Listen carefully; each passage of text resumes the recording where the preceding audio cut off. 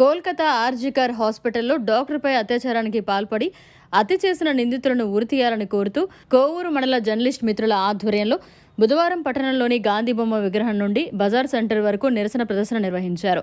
అనంతరం బజార్ సెంటర్లో కొవ్వొత్తులు వెలిగించి జర్నలిస్టుల మానవహారం ద్వారా బాధితురాలికి తమ అశ్రు నివాళి అర్పించారు.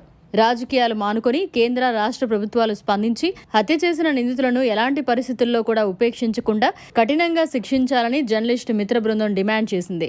ఈ కార్యక్రమంలో మండలంలోని అన్ని ప్రముఖ పత్రికలు, సోషల్ మీడియా ప్రతినిధులు తదితరులు పాల్గొన్నారు.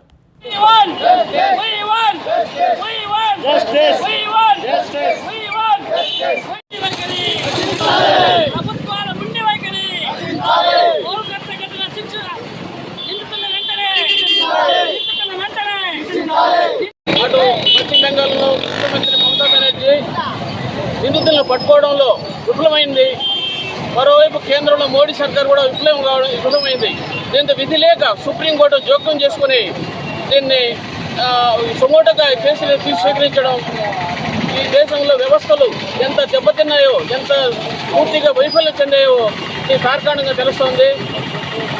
సుప్రీంకోర్టు జోక్యం చేసుకుని టాస్క్ ఫోర్స్ కమిటీని ఏర్పాటు చేయడం ఎంతో హర్షణీయము.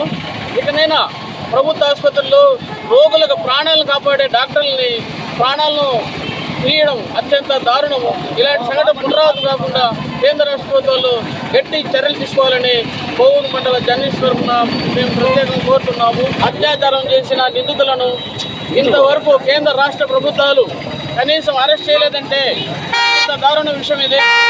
ఈ దేశంలో మహిళలకు కనీస రక్షణ కొరైందని దీన్ని బట్టి మనకు అర్థమవుతోంది.